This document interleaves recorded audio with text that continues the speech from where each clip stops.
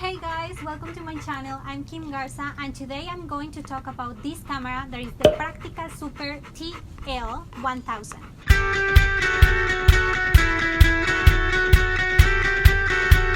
I'm going to talk about this camera in general, so you know about this camera, where it was manufactured, how it's made, and a little bit of my review of this camera. I got this camera also in Berlin when I was living in Berlin, and it was actually quite cheap because I found it and they didn't know if it was working or not, but then I checked it and the only thing that it was missing is the battery. Yes, it uses battery, and I will let you know which battery you can use.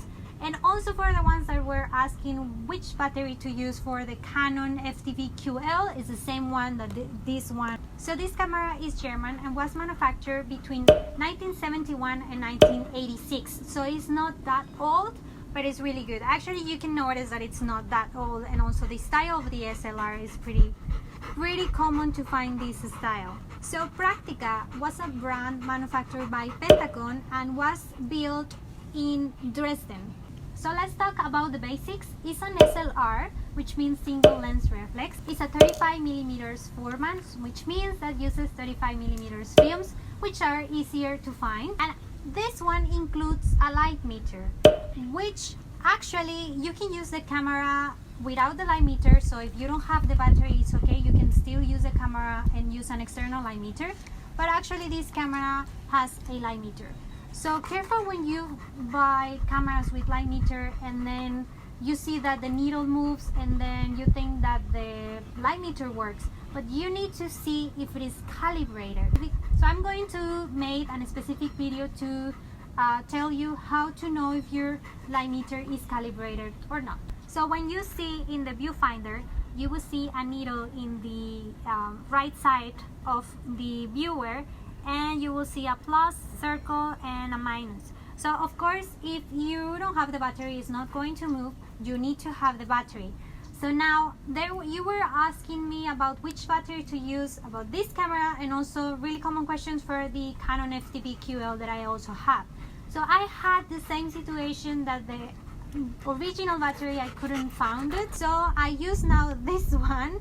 It's really tiny, but it's the Barta V625U alkaline 1.5B. So I'm going to put a link below with the details of the battery, and also an eBay link. If you want to buy the battery, you can check it on the comments. So I use the same battery because I bought it in Germany for this camera and for the Canon FTV-QL. So these batteries actually last a lot, but I'm actually already ordered another one. But now one problem solved. You can use this battery and it's a good idea, but remember that you need to check the light meter. So let's talk about the lens. The lens is a 50mm lens. It's an f2.8. It's not the best lens of the world, because if I use the lenses of the Canon, that it's a 1.4 and it's a lens made by Canon, this is a lens made by Domiplan, which is not bad, but it's not ideal.